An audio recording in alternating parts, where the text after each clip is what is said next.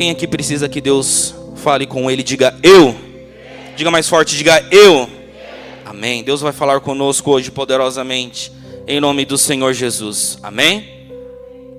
Palavra de Deus, a qual nós acabamos de fazer a leitura, retrata a história de um homem que habitava no seio do corpo da igreja naquela época, em Atos dos Apóstolos. Mas a palavra de Deus nos traz um fato curioso. Esse homem, mesmo estando na igreja, diz a palavra de Deus que ele era paralítico fazia 8 anos. E a primeira leitura, pode ser que estranhemos um pouco. Como assim pode um homem estar no meio da igreja, estar no meio do povo de Deus? Como pode um homem, ainda mais naquela época, na época apostólica, onde os milagres eram tão evidentes no meio da igreja, e um homem estar paralítico há 8 anos, conhecendo a Jesus, estando no meio do povo de Deus, e ainda assim carregar consigo essa paralisia? Eu gostaria de trazer algumas coisas aqui para a gente refletir. Tem uma frase que ela tem mais de 2000 anos, essa frase, é de um autor desconhecido, do tempo dos pensadores gregos.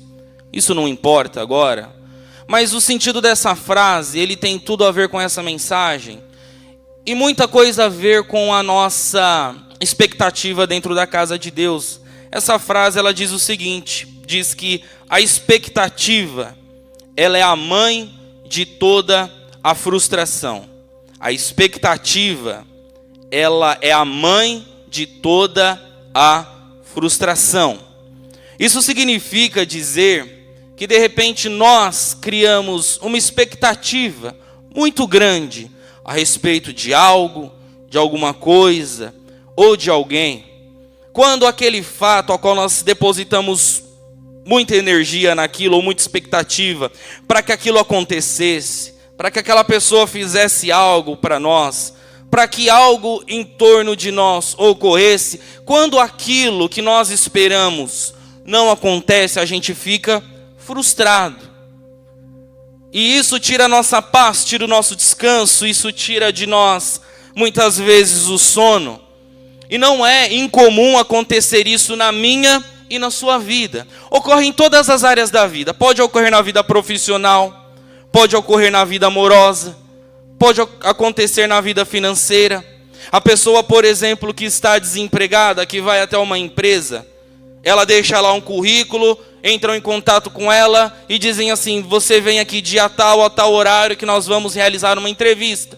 A pessoa fica toda animada, ela enche-se, ela fala: agora eu acho que, poxa, aquela empresa, eu queria tanto trabalhar naquele lugar, o salário é bom, a localidade é boa, os benefícios que ela me fornece também são bons. Então a pessoa, ela já começa a imaginar na cabeça dela o quê? Que aquela empresa provavelmente vai contratá-la, ou contratá-lo, sim ou não? E aquela pessoa, ela vai cheia de expectativa, vai até a entrevista, ela dá o melhor, ela já começa a se imaginar trabalhando naquele lugar, levantando segunda-feira pela manhã, indo trabalhar, já começa a imaginar o que ela pode fazer com aquele dinheiro.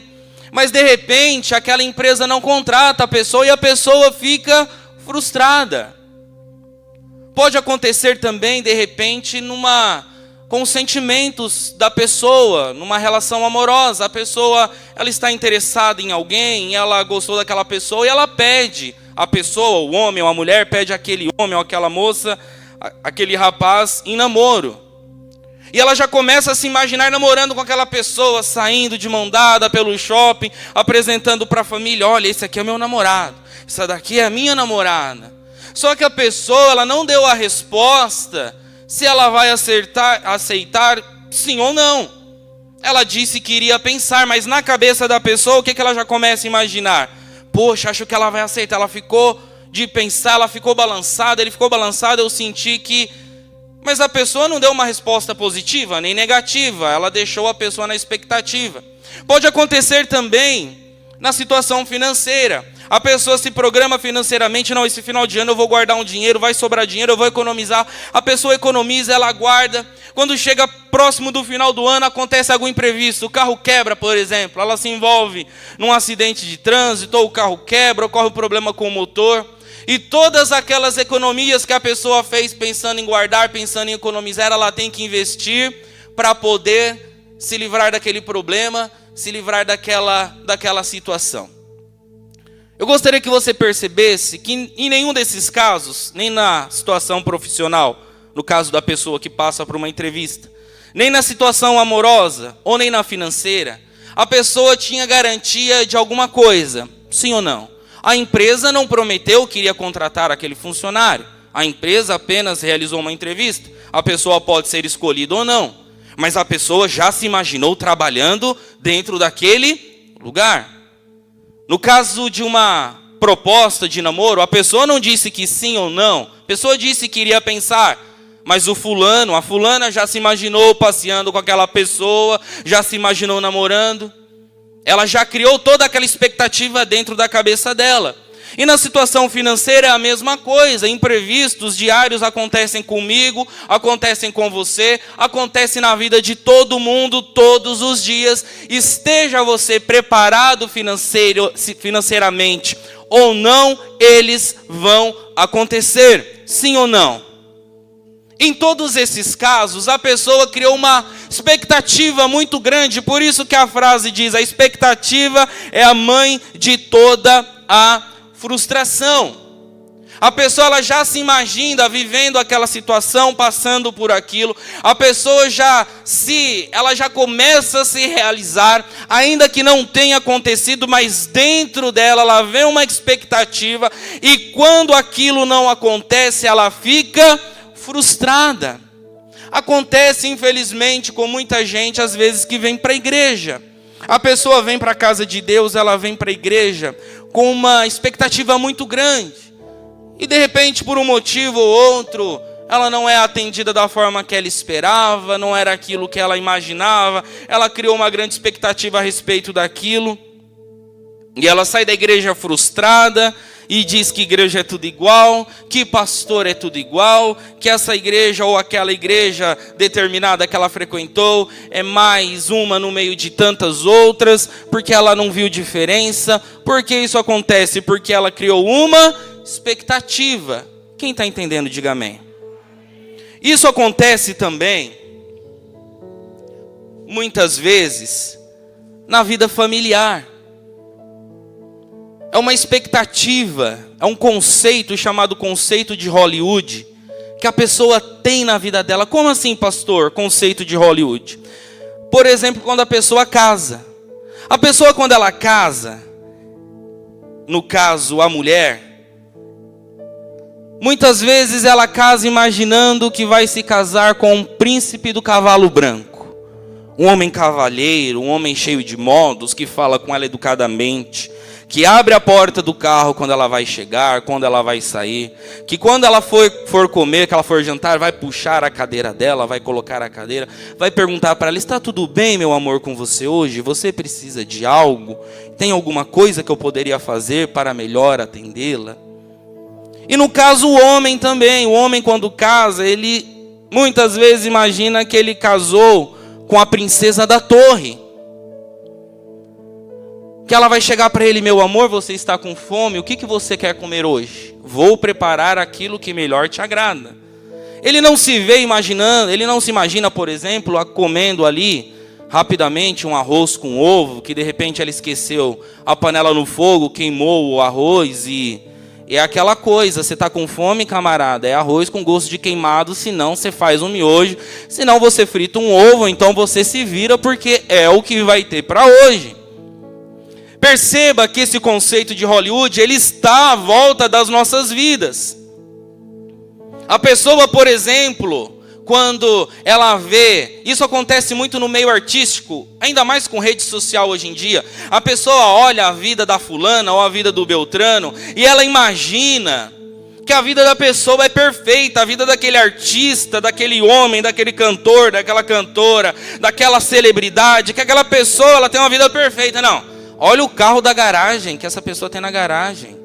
Como uma pessoa dessa pode ser infeliz? Não tem como. Olha a casa, olha a piscina, olha a mansão, olha a fazenda dessa pessoa. E o camarada começa a seguir aquela pessoa nas redes sociais e começa a imaginar que a vida daquela pessoa são as mil maravilhas, que tudo é perfeito. Olha só que mulher linda, a mulher dele sempre bem arrumada. Isso sim é que é uma mulher. A mulher começa a olhar a mesma coisa. Olha o homem, olha o marido dessa mulher aqui. Isso sim que é um homem.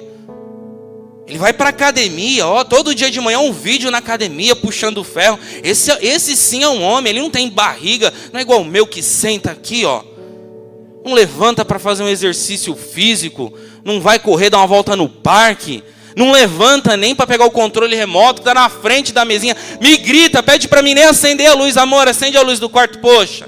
Esse homem aqui da rede social, esse homem sim, é um homem perfeito, esse sim. Perceba que em todos esses casos, a pessoa, ela cria uma expectativa, chamado conceito de Hollywood. A pessoa imagina que tudo na vida da outra, na vida do outro, são as mil maravilhas.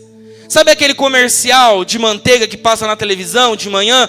Todo mundo levantando, aquela margarina Qualy. Nossa, a família levanta, a mulher preparou o café, senta o marido, com um sorriso no rosto, seja a criança. Chega a criança, passa ali a manteiga, a margarina no pão, naquela torrada crocante, come. Aquele sol brilhando na janela. Nossa, que mil maravilhas. Tudo é perfeito, tudo é lindo, tudo é próspero, tudo é maravilhoso. Eu não sei na sua casa, mas na minha não é assim.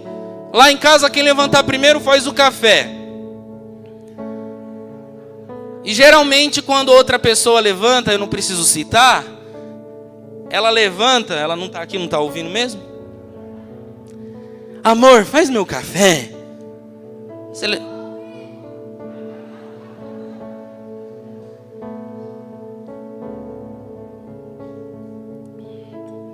Amor, faz meu café. Aí eu levanto, vou lá, faço o café. E assim, você levanta, faz o café, você abre, vê o que tem na gaveta, você pega a bolacha, biscoito e você come correndo ali o que tem, e você sai, a pessoa vai trabalhar, é segunda-feira, a pessoa vai trabalhar. Chegou. E a pessoa vai trabalhar, a pessoa levanta, cada um vai para o seu lado. O filho você já deixa com fulano, com Beltrano, tá lá dormindo no quarto, levantar já sabe e tal, que levantar primeiro cuida, pega a criança, põe para escovar o dente. A vida é uma correria, a vida ela não tem essa cadência dos comerciais de TV que mostram uma família toda organizada. E muita gente, amados, às vezes admira essa situação da rede social, a vida desses artistas, dessas pessoas que são abastadas financeiramente, e a pessoa percebe que ela não tem uma vida como a dele ou como a dela, e a pessoa fica frustrada. Nossa, a minha vida é uma desgraça, a minha vida não presta, a minha vida é horrível, a minha vida, nossa, me falta dinheiro, me falta isso, meu marido isso, a minha mulher é aquilo. Porque a pessoa criou uma expectativa muito grande na vida dele ou na vida dela. A vida desses artistas, amados, na sua maioria, em 90% dos casos, eu e você, nós temos uma vida familiar muito melhor do que a deles. Basta você acompanhar as notícias, o quanto eles casam e se separam. Casamento de milhões. A pessoa investe em um casamento valores que eu e você não vamos ver trabalhando a nossa vida inteira.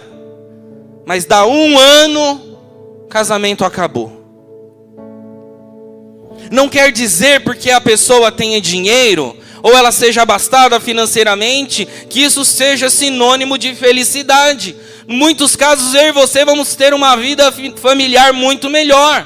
Uma vida familiar mais calma, mais em paz. Uma vida familiar que talvez nos traga mais satisfação, mesmo com pouco ou menos dinheiro, do que muita gente que possui muito.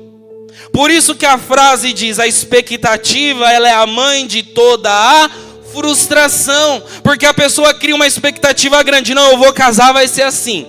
Não, eu vou casar com fulana, vai ser dessa forma. Eu vou casar com fulano, vai ser dessa forma. Eu vou trabalhar naquele lugar, vai ser desse jeito. A minha vida amorosa vai ser assim, a minha vida financeira vai ser dessa forma. Quando tudo isso não acontece, a pessoa fica o quê?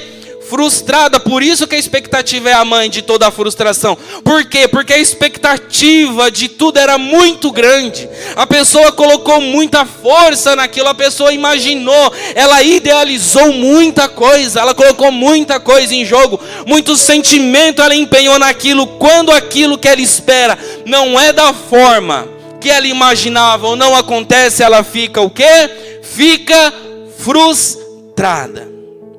Pastor, o que isso tem a ver com Enéas? O que isso tem a ver com aquilo que a gente acabou de ler no livro de Atos, capítulo 9, no versículo de número 32, a respeito da vida desse homem paralítico, naquela cidade a qual Pedro chegou? O que tem a ver com a vida de Enéas? E eu gostaria de deixar aqui algumas coisas para eu e você refletirmos. Primeira coisa, não romantize a sua experiência com Deus. Não romantize a sua experiência com Deus. Por quê? Porque grande parte dos problemas que eu e você temos vem das expectativas que nós geramos. Pega aí Atos capítulo 9 e verso de número 35. Atos 9, 35, nós acabamos de ler.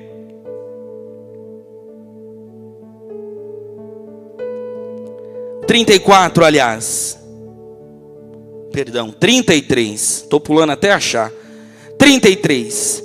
E achou ali um certo homem chamado Enéas, jazendo numa cama havia 8 anos, o qual era paralítico. Olha para cá. Isso acontece muitas vezes comigo e com você. Acontece na vida do homem e da mulher de Deus que vem para a igreja. A pessoa vem muitas vezes para a igreja esperando uma cura de uma determinada enfermidade.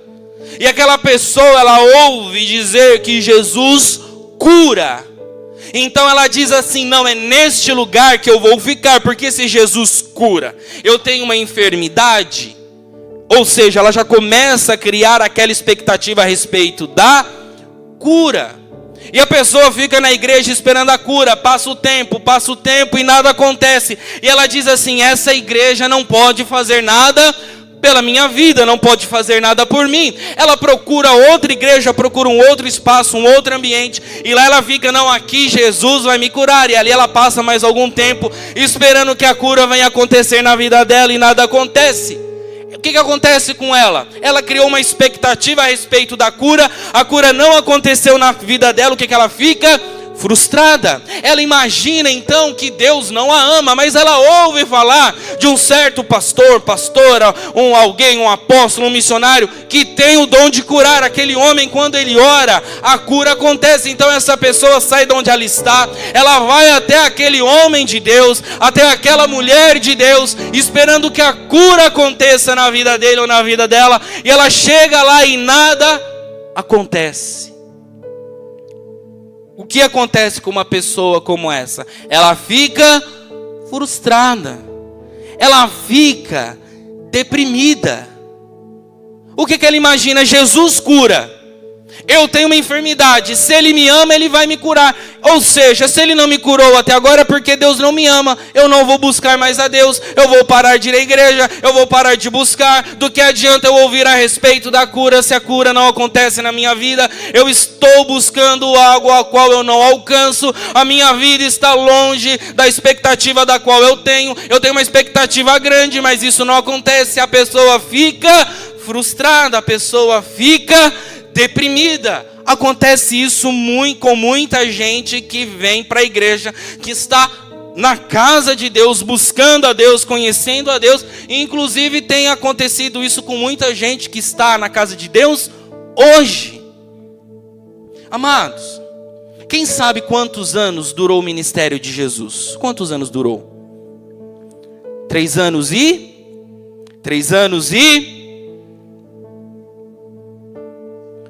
Ministério de Jesus durou 3 anos e meio.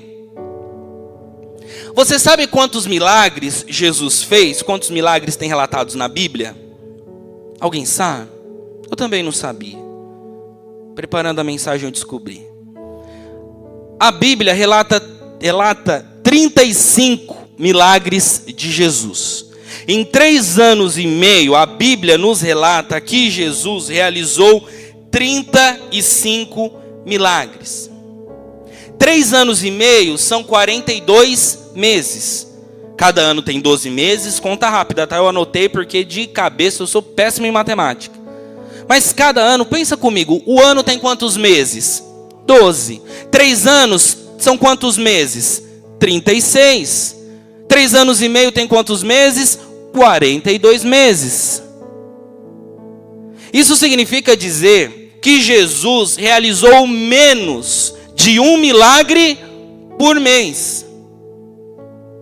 Nossa, pastor.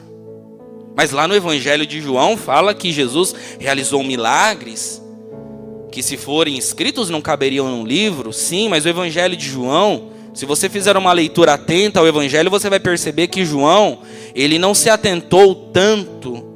O foco do Evangelho não foram os milagres. São muitos.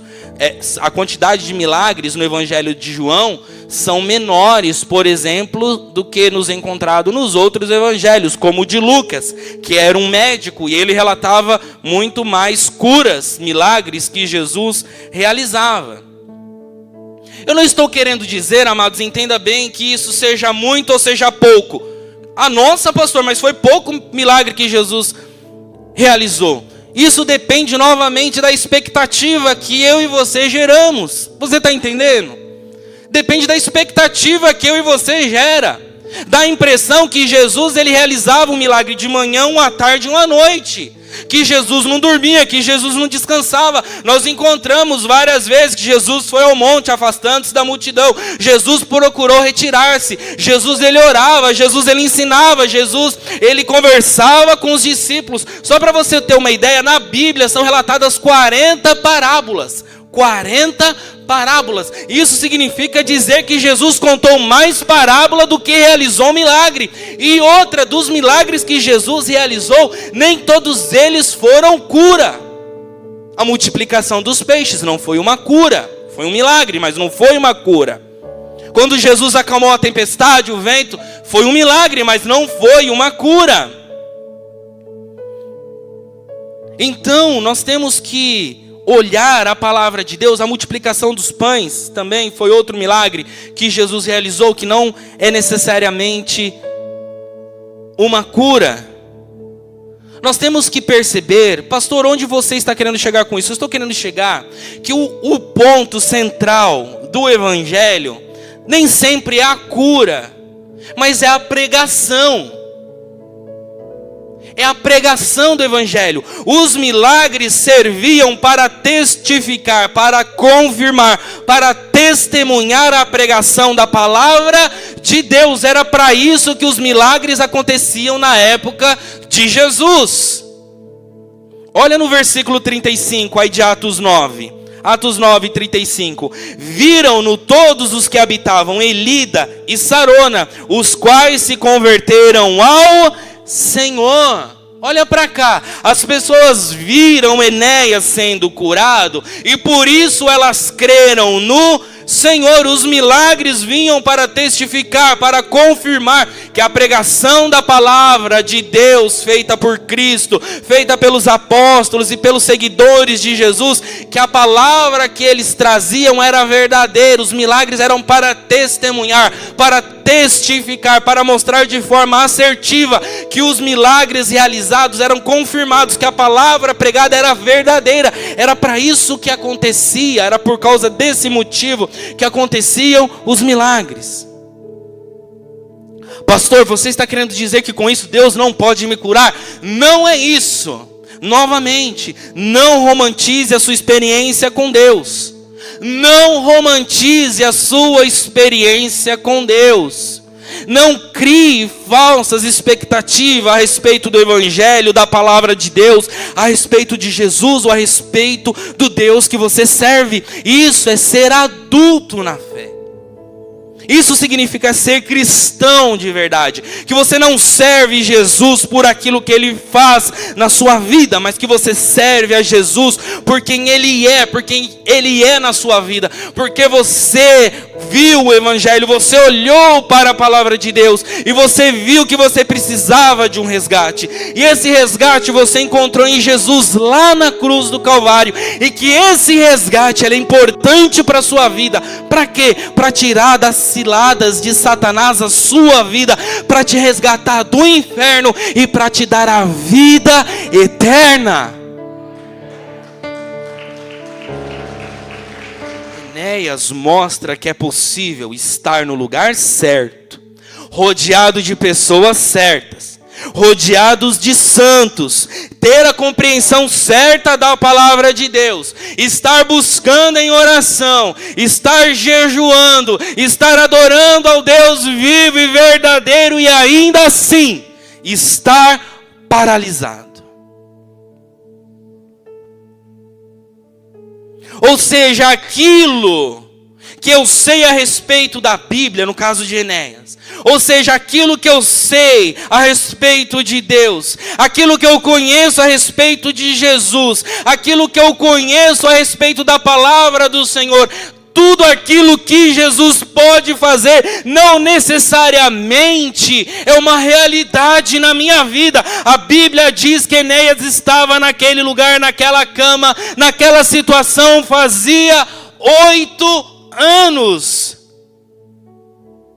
A Bíblia quer mostrar para mim e para você que é possível sim estar no lugar certo e ainda assim estar paralisado.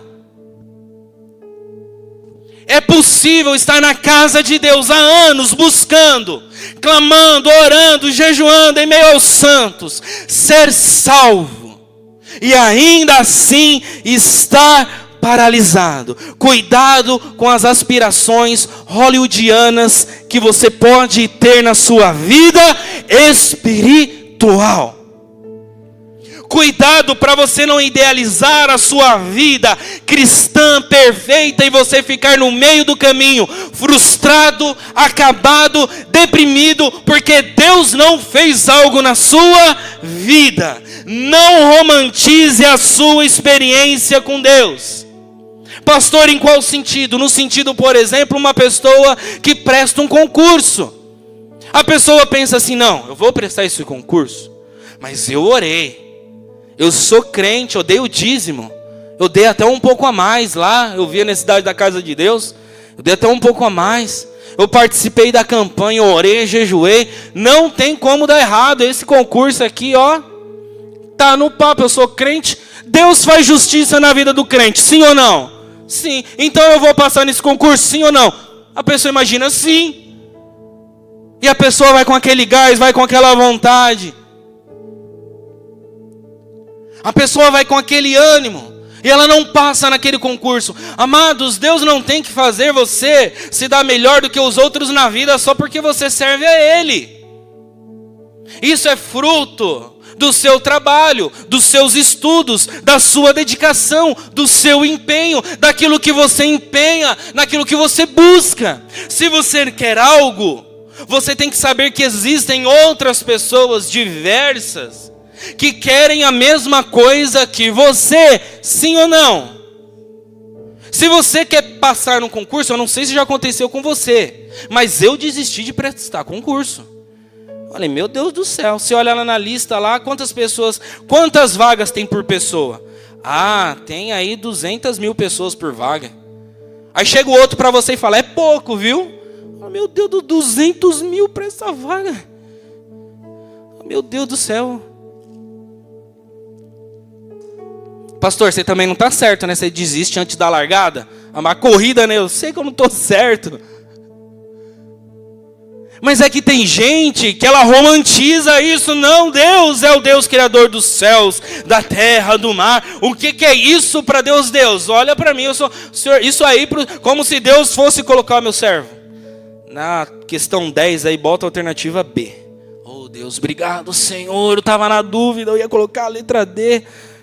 Ufa, Deus me salvou lá na hora do sufoco. Olha, não fosse Deus ali.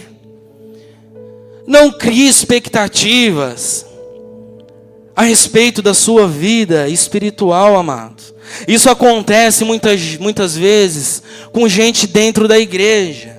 A pessoa vê aquela igreja tal, igreja Y, igreja Z, vê aquela igreja, aquele louvor, aquele pastor, aquela pessoa famosa, aquele cantor gospel, milhões de seguidores. Não, quando ele faz uma live, pastor, eu me arrepio da cabeça aos pés. Aquele homem sim é homem de Deus, aquela mulher sim, ela é mulher de Deus, aquela pessoa ela toca, aquela igreja, pastor, aquela igreja é uma bênção. Nossa, a pessoa ela cria uma expectativa a respeito daquele lugar ou daquela pessoa. Não, ela tem milhões de seguidores, ela tem milhares de seguidores. Olha o que ela fala, o que ela faz.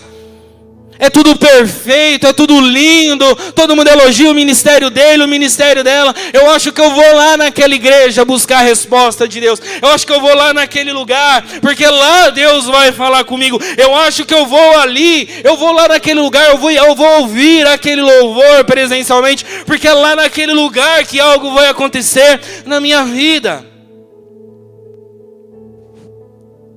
Vou ligar o ventilador na farofa.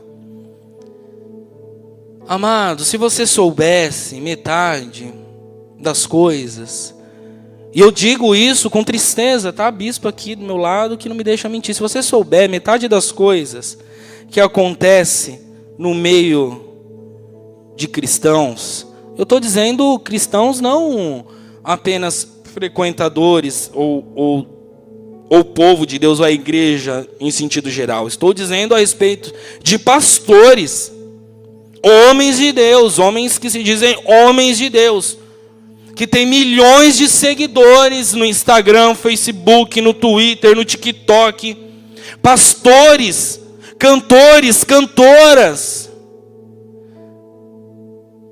Eu não vou ficar aqui dando nome, porque se a gente for ficar olhando para essas coisas, a gente não segue Jesus. Se a gente ficar olhando para isso, a gente, poxa, mas fulano que é pastor, pessoas, amados, pastores, pregadores da palavra de Deus, que tem milhões de seguidores na internet, mas a família dele, ninguém serve a Jesus. Por que isso, pastor? Porque ele é um mau exemplo para a família.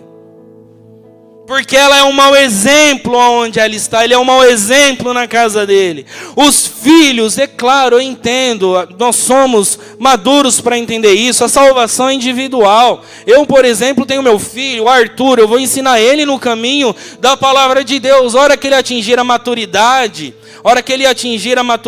dele, ele vai decidir onde ele vai estar ou não. Eu não posso decidir, não, vou te obrigar, você vai ficar na casa de Deus.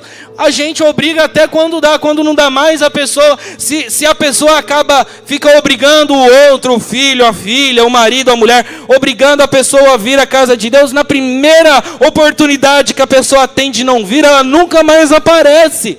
Por quê? Porque a experiência dela na igreja foi traumática, porque ela nunca veio, ele nunca veio porque queria. Ela veio porque ela era obrigada. Eu entendo isso, mas tem muita gente que serve a Deus, prega a palavra de Deus, mas a família não quer saber de Deus. Por quê, pastor? Por causa de mau exemplo.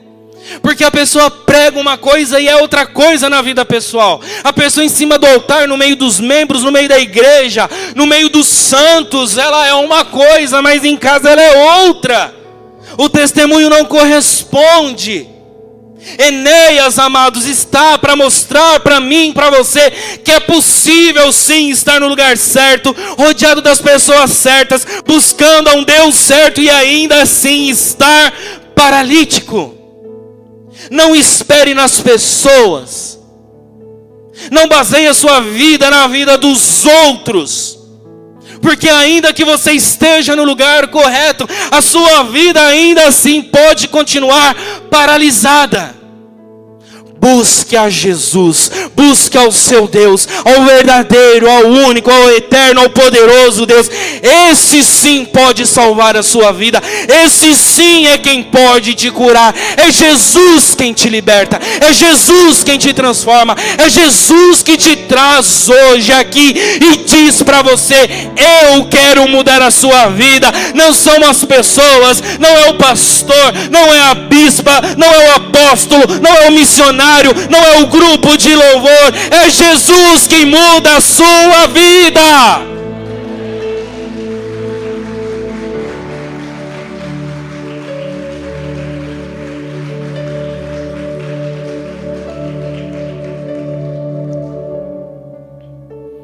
Segundo ponto, o milagre que você precisa não está em uma estrutura, também não é o lugar.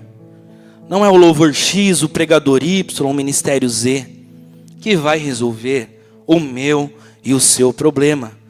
Pedro chega lá naquele lugar, na cidade de Lida, para mostrar, para dizer para Enéas, que diferente do que talvez ele pensava, é Jesus que tem o poder de curar a vida dele. E eu gostaria que você percebesse, olhe novamente aí no versículo de número 34, perdão. E disse-lhe Pedro, Enéas, Jesus Cristo te dá saúde. Levanta-te e faze a tua cama. Olha para cá. Pedro não ajudou Enéas, amados.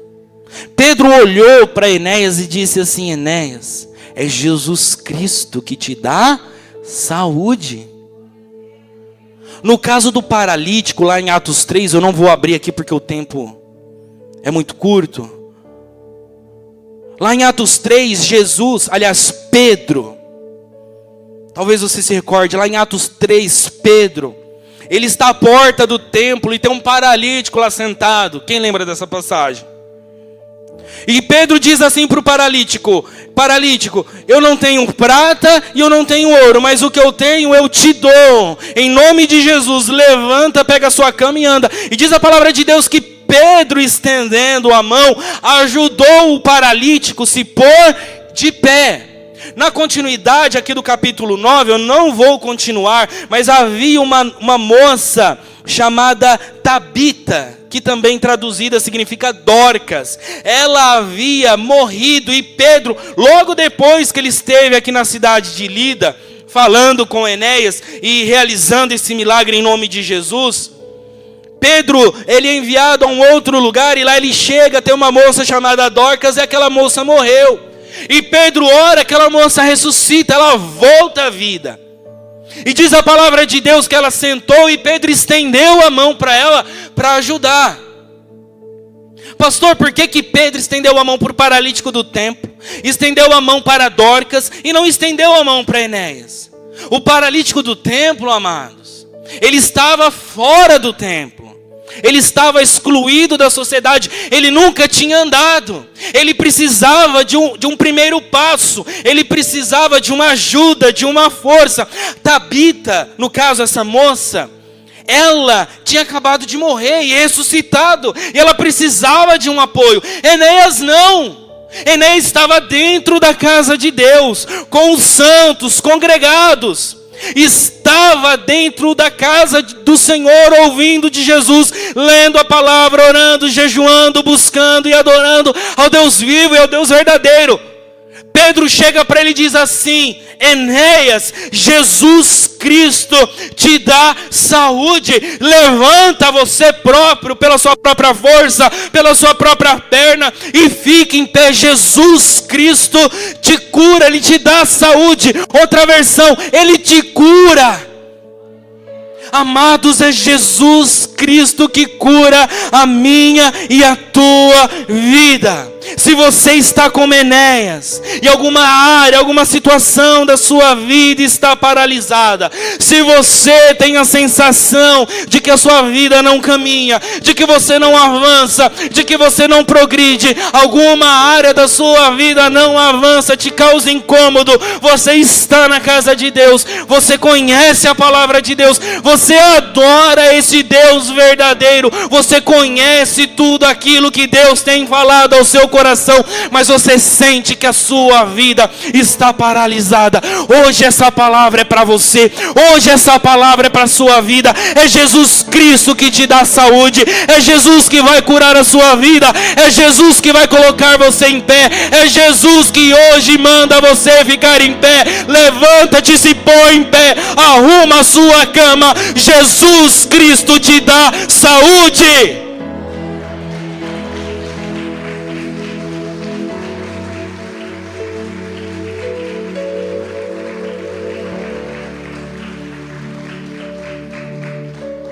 A saída que Pedro dá para Enéas é Jesus Cristo.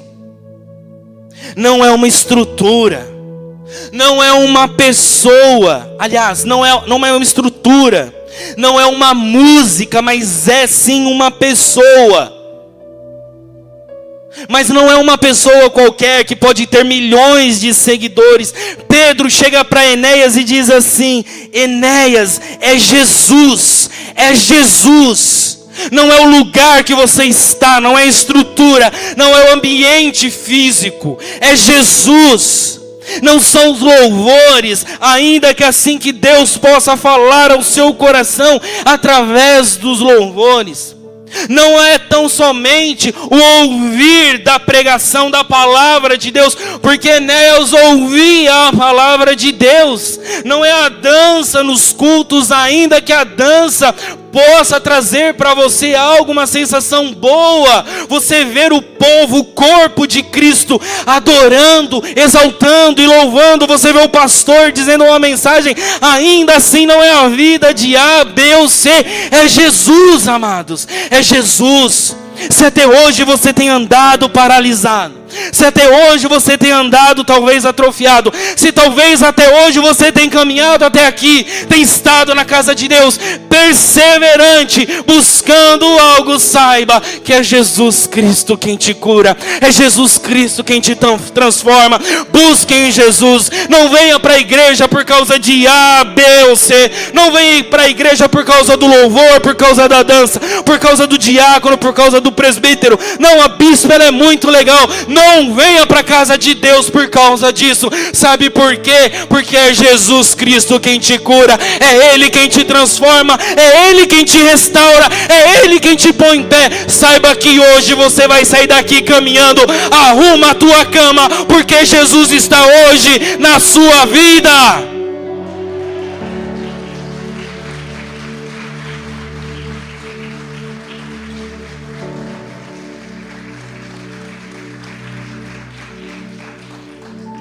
Último ponto: abandone a passividade espiritual.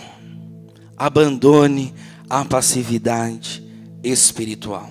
Não seja passivo na fé. Não seja passivo na fé. Muita gente, amados, vem para a igreja e está há anos na igreja. Está há anos.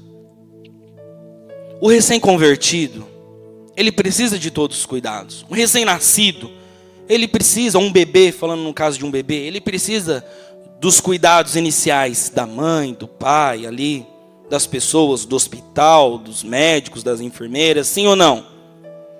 Por quê? Porque um bebê ele é sensível, um bebê ele é frágil. Um bebê, se não tiver todos os cuidados necessários, ele pode não passar de apenas alguns dias de vida, sim ou não? Eu me lembro quando o Arthur quando ele era o bebê, assim que ele nasceu, e eu e a bispa, experiência zero com criança, mas a gente tinha um cuidado, a gente mal dormia à noite. E a bispa ainda para ajudar, ligava o celular, olhava a internet, como colocar a criança para dormir? Ah não, você tem que, até aí tudo bem, você coloca a criança para dormir assim, porque o problema do auxílio É a consequência se você não fizer do jeito certo. Por que tem que colocar a criança do jeito certo para dormir? Porque ela pode, se ela não arrotar, ela pode sufocar, e ela pode engasgar, ela pode morrer. Ai, meu Deus do céu, meu filho não...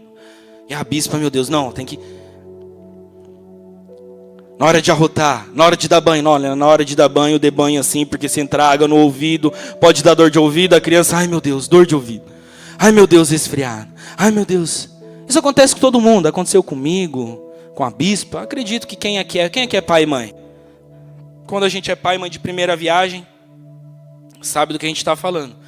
E aí você vai para as redes sociais e infelizmente, às vezes buscando ajuda, e você encontra, e não é incomum, infelizmente, não é incomum, um ou outro aqui, principalmente as mulheres sabem disso, sabe de uma história de alguém que não colocou a criança para dormir do jeito certo, aquela criança, a pessoa não estava ali atenta, olhando, o adulto não estava ali no momento que a criança precisava, ela engasgou, e ela veio a óbito, infelizmente, isso é uma coisa que acontece.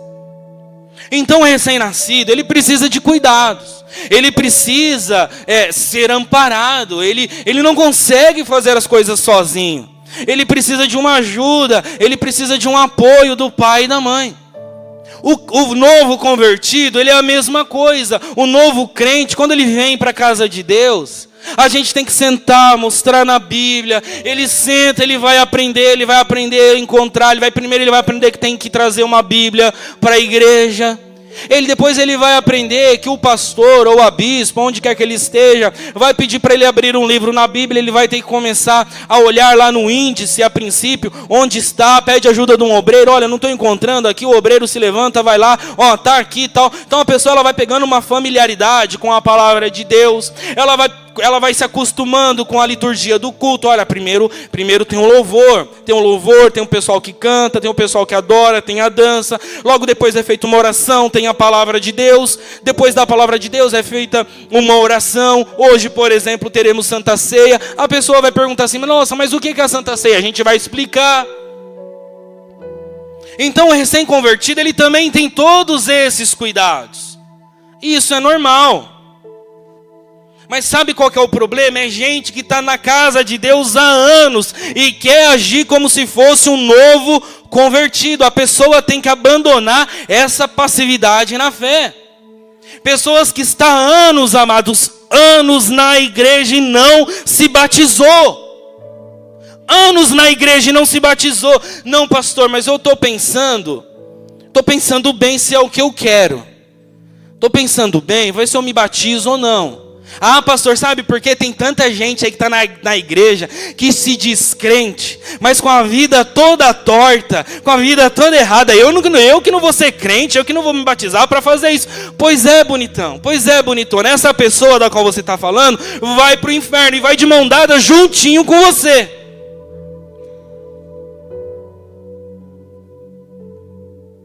Não, pastor, mas eu estou pensando bem se eu me batizo. Quanto tempo você está na igreja? Ah, aí tem uns 3 anos, uns 3 anos e meio, 4 anos. Uma pessoa dessa, amados, é um recém-convertido. A pessoa conhece mais de Bial. Pastor errou. Pastor.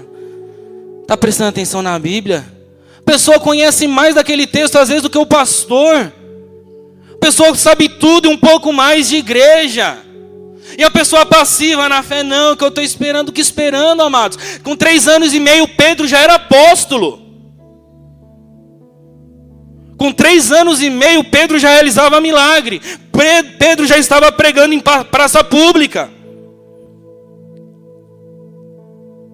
Paulo, quando Jesus encontrou, claro, Paulo, ele era um fariseu, mas Jesus, quando encontrou Paulo, no dia seguinte, depois que Paulo voltou a ver, Paulo já estava ensinando nas sinagogas.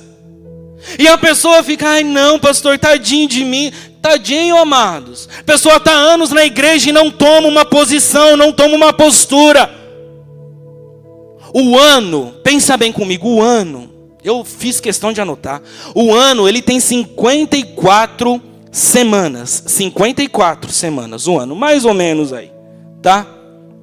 54 semanas. Se você veio em todos os cultos pela manhã, você ouviu 54 mensagens. Se você veio no culto de manhã ou à noite, você ouviu mais de 100 mensagens em um ano. Isso sem contar cultos, claro, não estamos tendo agora cultos pela semana, mas a bispa faz as lives, por exemplo, durante a semana. Então uma pessoa que está um ano frequentando a igreja, ela já ouviu mensagens suficientes para dizer, para corresponder a ela o que ela deve fazer ou não. Ela já foi convencida ou impactada pela palavra, pela pregação do evangelho ou não. Ela já viu se ela precisa da salvação ou não. Agora a pessoa fica na situação de coitada, não, eu estou indo para a igreja, eu sou um novo convertido aonde, meus amados? A pessoa está dentro da casa de Deus. Não seja passivo na fé. A pessoa está na casa de Deus. Outro ponto. Pastor, você vai falar? Vou falar. Por quê? Porque Deus mandou falar e eu vou falar.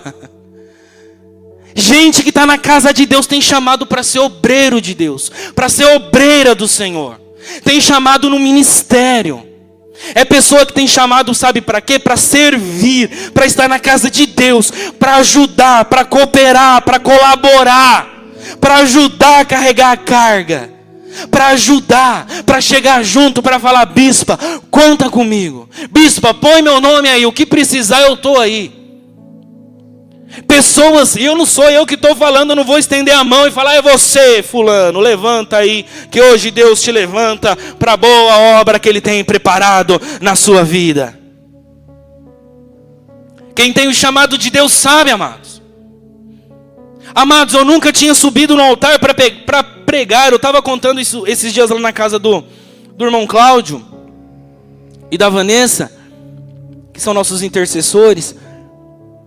Deus tinha falado para mim, eu senti o chamado de pastor, eu nunca tinha pregado. E depois que eu fui consagrado a pastor, eu tentei fugir disso por alguns anos ainda. Falei, não é para mim. Mas quando Deus chama, amados, Deus honra, mas a pessoa tem medo. Ela tem medo de se lançar. Pessoas que estão dentro da casa de Deus têm chamado para ser diácono, para ser presbítero. E eu vou além. Tem gente aqui hoje, não estou dizendo lá fora. E não estou dizendo exatamente para o pessoal da live. Se estiver ouvindo, amém, recebe. Mas eu estou dizendo para a gente que está aqui hoje, que tem chamado para ser pastor, tem chamado para ser pastora, tem chamado para ser homem e mulher de Deus, mas está passivo na fé, está paralítico, está atrofiado. Faz anos que está na casa de Deus, mas não se move. Não, pastor, aqui comigo está tudo bem. Deixa eu quietinho aqui no meu lugar, pastor. E sabe o que é pior, amados? A pessoa é passiva só na casa de Deus. A pessoa, ela é molenga assim só na casa de Deus. Desculpa a expressão. Porque lá na empresa que ela trabalha, ela tem às vezes que chegar mais cedo, ela tem que sair mais tarde, ela tem que aguentar fofoca a respeito do nome dele, a respeito do nome dela. E a pessoa tem que suportar perseguição, por quê? Porque tem outro olhando o cargo que você tem. Porque se a pessoa não trabalhar, tem 10, está assim, querendo o seu salário, querendo fazer o que você faz. Não, pastor, ora aí por mim, bispo, ora aí por mim, porque lá não está fácil. Como é que está? Não, porque eu estou tendo que trabalhar mais, eu estou tendo que fazer hora extra, eu não posso dar moleza, não, pelo amor de Deus, eu tenho, até porque eu recebo lá o meu ganha-pão. Jesus disse, amados, nem só de pão viverá o homem.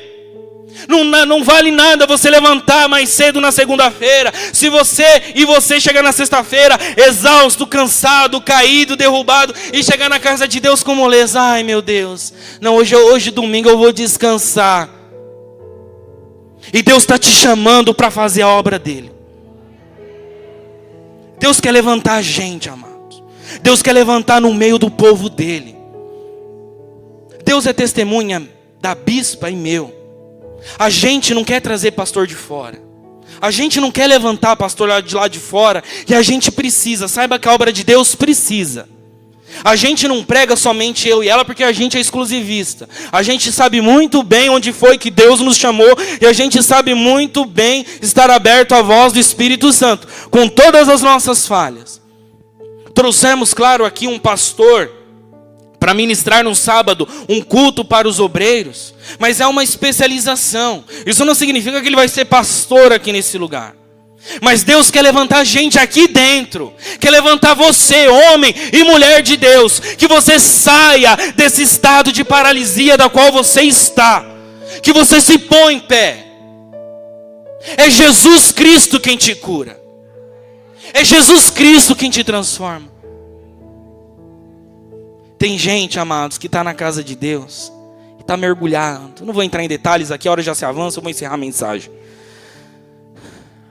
Mas tem gente que está na casa de Deus mergulhado no pecado, afundado até o pescoço. A pessoa, pecado na vida dela se tornou uma paralisia. A pessoa, ela entrou por uma via a qual ela não consegue mais sair, ela não consegue se mexer.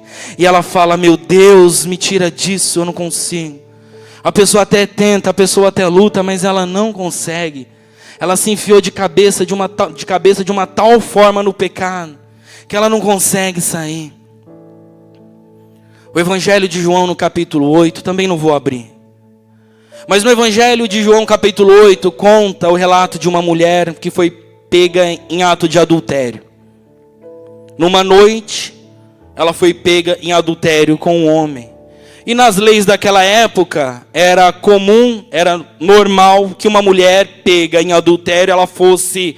A punição para aquele pecado era apedrejamento até a morte. Era morte por apedrejamento.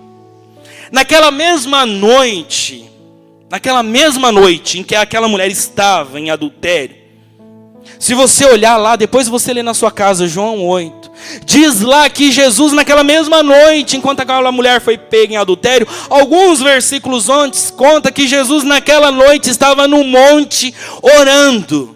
Jesus estava no monte. Jesus desceu do monte e foi até o templo para ensinar. Naquela mesma noite, aquela mulher foi pega em adultério pela manhã e foi levada até o templo para ser julgada. Chegando lá, encontraram Jesus, colocaram ela nos pés de Jesus e disseram, Jesus, essa mulher foi pega em adultério. A lei de Moisés manda que ela seja apedrejada até a morte. E aí, mestre, o que é que você diz? A mulher passou a noite inteira adulterando. E Jesus passou a noite inteira no monte orando. E os dois se encontram no templo.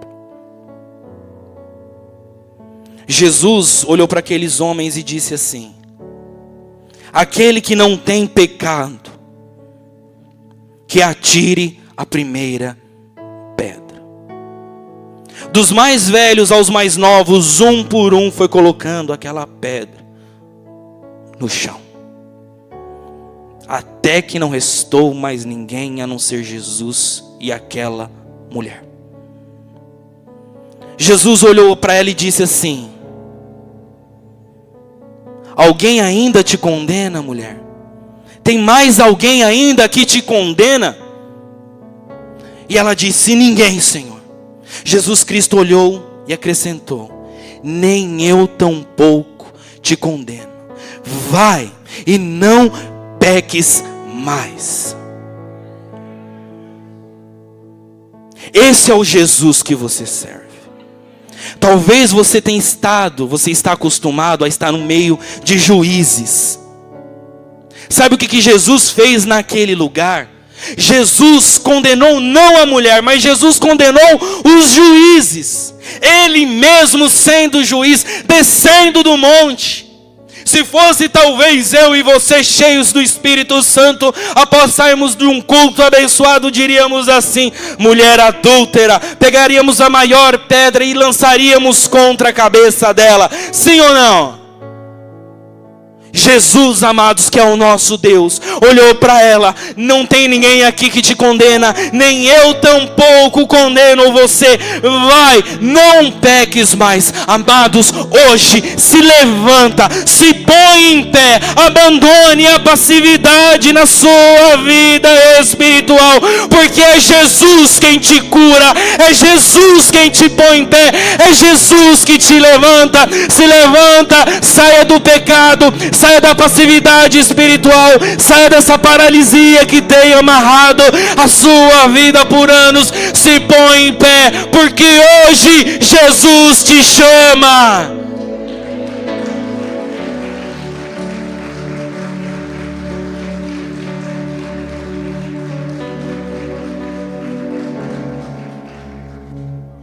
A igreja serve para isso, a igreja serve para ajudar. A igreja serve para colocar você em pé.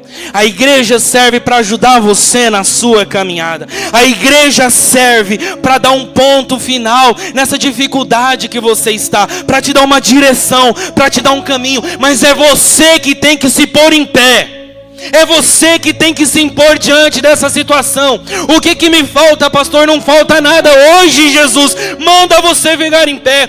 Hoje Jesus manda, como mandou para Enéas. Pedro disse para Enéas: Enéas, é Jesus que te dá a saúde. Pega você mesmo a sua cama, arruma tudo, se levanta e se põe em pé. Se põe em pé hoje diante do teu Deus. Não há mais ninguém que te condena. Jesus Cristo hoje te limpa, te restaura, Ele te transforma, Ele te cura. Não ouça as acusações de Satanás, não dê ouvidos. É o diabo que quer acabar com a sua vida espiritual, é o diabo que quer te condenar. Jesus não condenou aquela mulher, nem tampouco Jesus te condena hoje. Se levanta, se põe em pé, assume o seu posto de homem, de mulher de Deus, toma uma nova postura, abandona o pecado, se levanta, porque hoje Deus te chama, hoje Deus te restaura, hoje Deus te transforma, hoje Jesus te cura, hoje Jesus vê em você uma nova pessoa, em nome do Senhor Jesus.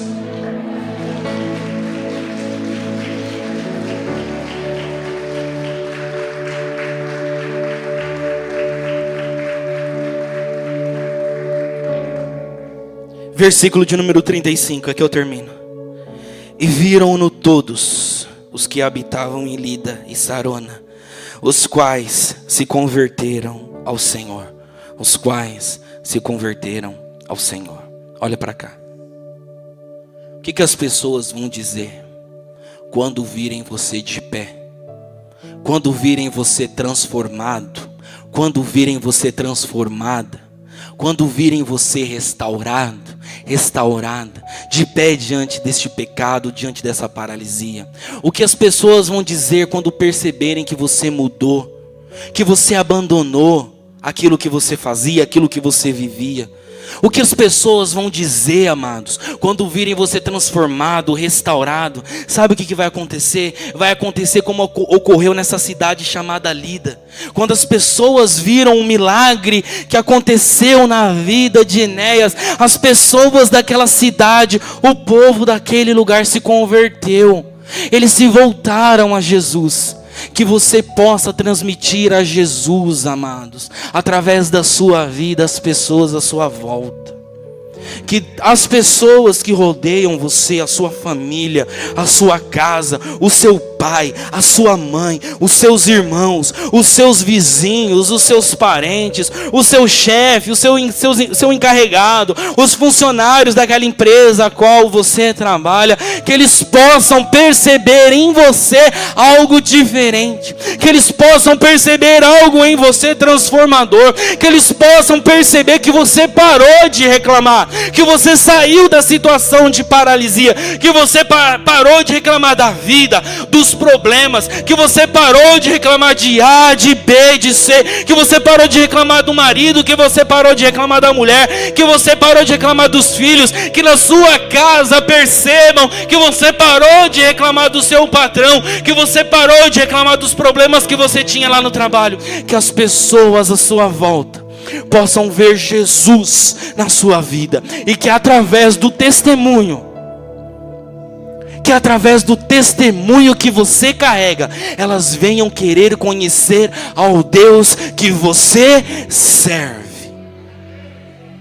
Enéas saiu da situação de paralisia, dentro da igreja, 8 anos, para um ganhador de almas, para o reino de Deus.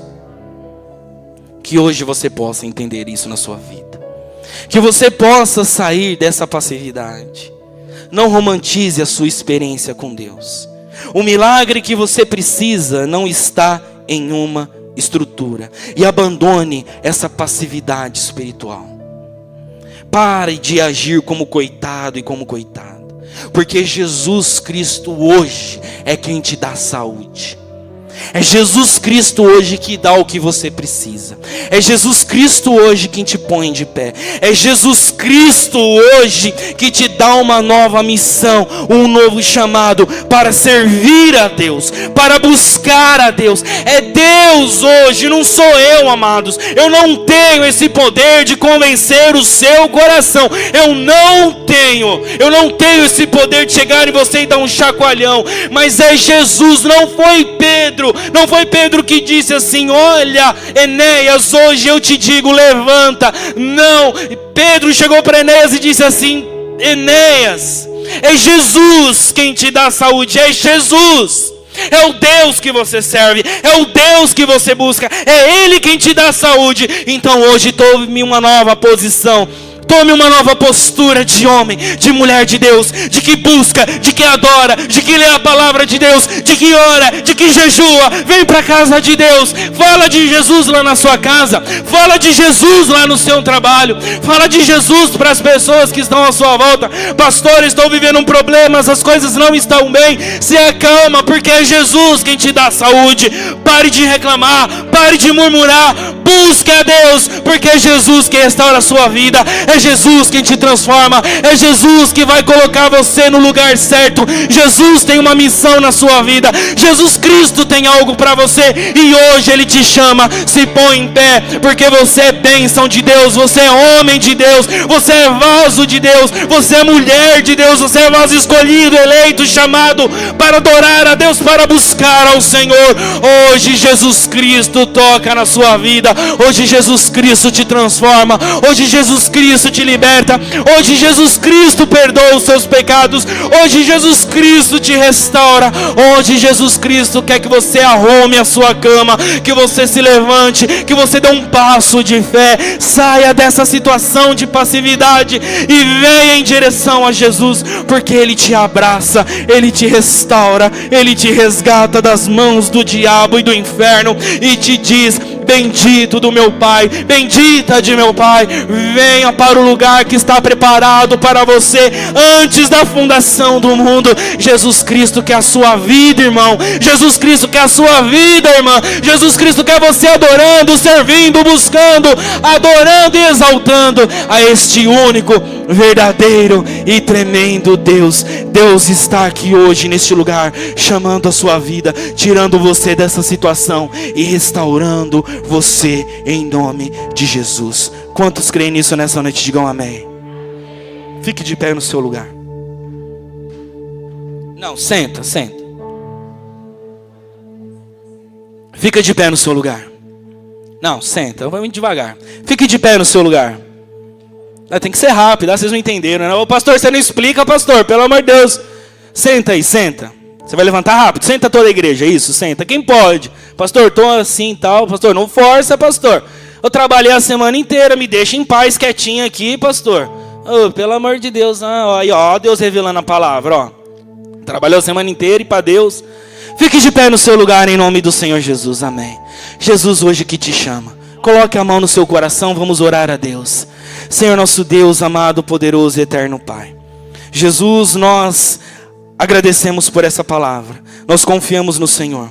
Cremos, meu Deus, que o Senhor está aqui hoje neste lugar para restaurar esta vida, restaurar este homem e restaurar esta mulher. Nós nos entregamos ao Senhor, meu Pai. Este homem ao qual o Senhor tem chamado, esta mulher a qual o Senhor tem chamado. Meu Deus, muitas vezes estamos na casa de Deus cômodos, no nosso lugar tranquilos, meu Deus. Talvez estamos ali como Enéas, não percebemos, mas estamos paralisados. E hoje Deus quer algo novo na nossa vida.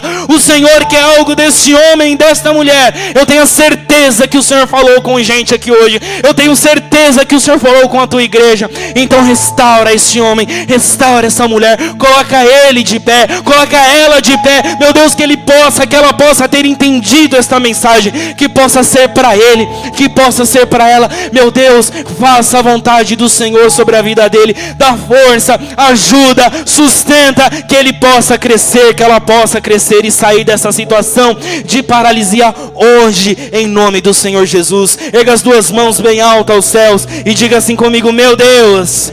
Diga mais forte: meu Deus, eu entrego a minha vida nas tuas mãos. Diga para ele: me ajuda, me sustenta e me põe de pé, em nome de Jesus. Aplauda bem forte ao Senhor.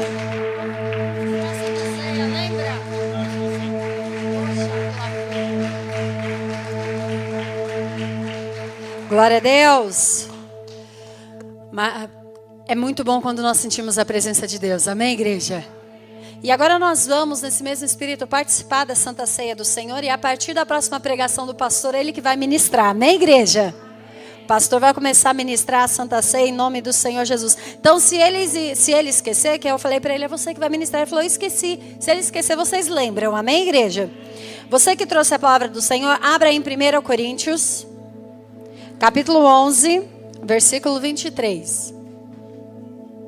100 cabeças lembram melhor do que 2.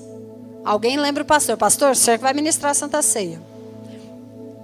1 Coríntios 11, 23 diz: porque eu recebi do Senhor o que também vos ensinei, que o Senhor Jesus, na noite em que foi traído, tomou o pão, e tendo dado graça, o partiu e disse: tomai e comei, isto é meu corpo, que é partido por vós, fazei isto em memória de mim. Semelhantemente, também depois de cear, tomou o cálice, dizendo: este cálice é o novo testamento no meu sangue, fazei isto todas as vezes que beberdes em memória de mim. Porque todas as vezes que comerdes este pão e beberdes este cálice, anunciai a morte do Senhor até que venha. Portanto, qualquer que comer este pão ou beber o cálice do Senhor indignamente, será culpado do corpo e do sangue de Cristo. Bispo, quem pode participar da Santa Ceia? Todo aquele que foi batizado nas águas. Mas, bispo, eu não fui batizado na Poder de Vida, mas eu fui batizado na Universal, fui batizado na Renascer, fui batizado na Paz e Vida. Os únicos critérios que nós pedimos é que você tenha sido batizado em nome do Pai, do Filho e do Espírito Santo. Existem outros tipos de batismo, mas o batismo a qual nós aqui participamos da Santa Ceia é que você tenha aceitado Jesus como seu único e suficiente Salvador. Que você reconheça que Ele nasceu de uma virgem, que Ele morreu e ao terceiro dia Ele ressuscitou e que Ele se faz presente em nosso meio. Se você crê nisso, independente de qual a placa, eu sempre digo isso: se placa fosse tão boa, não ficava pro lado de fora, tomando sol e chuva, ficava pro lado de dentro, guardadinha. Placa é só algo para diferenciar. Só que um dia todos estaremos únicos e unidos diante do Senhor. Amém, igreja? Bispo, eu fui batizado em outra igreja, posso participar? Você está em comunhão? Eu saí da outra igreja e vim para cá. Mas saiu e deixou tudo resolvido ou tem picuinha? Não, tá tudo resolvido. Você faz parte do corpo, independente da placa. Bispo, eu não sou batizado. Inclusive a palavra falou comigo hoje. Eu quero me batizar. Então você vai procurar a presbítera Ivonete. Levanta a tua mão, presbítera. E vai dar o teu nome, a presbítera Ivonete, o teu nome completo e o seu telefone, que nós marcaremos o batismo e te chamaremos. Amém, igreja? Vai passar por você a Santa Ceia. Você pega e fique de pé. Se não for pegar, basta fazer assim com a mão não estamos aqui para te julgar. Pode distribuir em nome de Jesus. Cristo já nos preparou o manjar que nos comprou e agora nos convida a cear com celestial maná que de graça Deus te dá. Vem faminto tua alma saciar.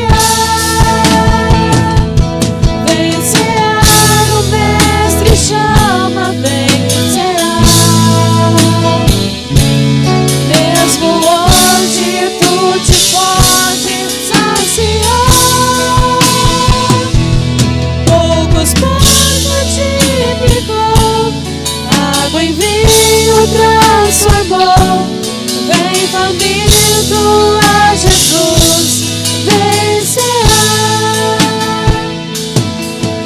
Discípulos a voltar, sem os peixes apanhar, mas Jesus nos manda outra vez partir.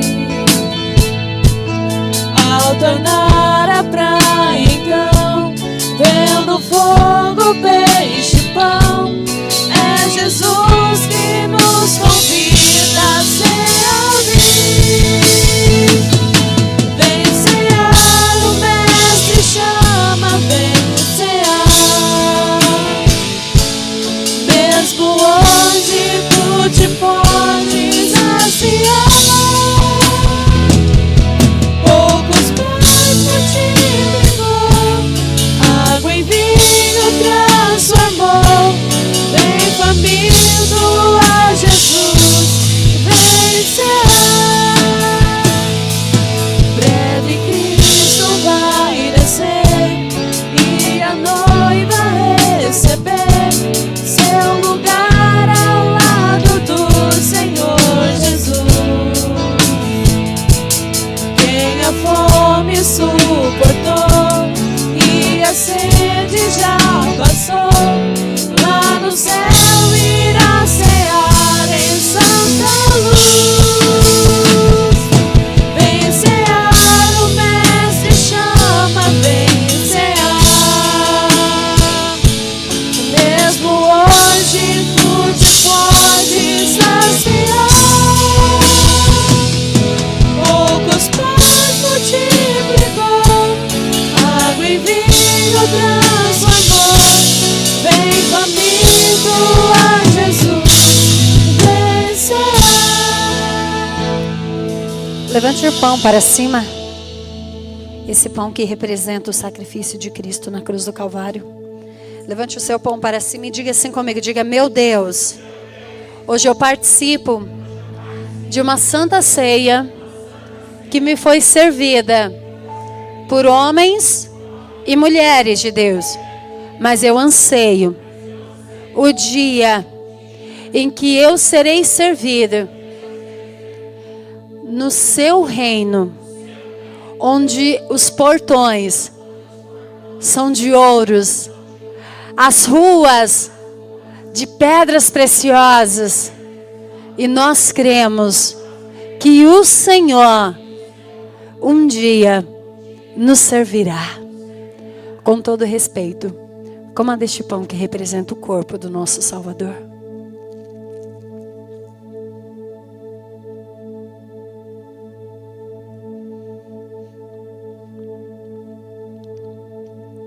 Amasse o papel, coloque aí do lado, aleluias. Semelhantemente, também depois de cear, ele tomou o cálice, dizendo: este cálice é a nova aliança no meu sangue. Fazei isto em memória de mim. Senhor, estamos aqui por causa daquele sacrifício. E como foi a palavra hoje, o Senhor é o centro. É Jesus quem curou Enéas. E é o sangue de Jesus quem nos dará força também. Em nome de Jesus, beba deste cálice agora. Coloque aí do lado. Feche os seus olhos e comece a bendizer o nome do Senhor. Comece a bendizer o nome dele. Levanta suas duas mãos bem altas aos céus. E diga assim comigo. Diga: Senhor, eu creio que um dia eu estarei face a face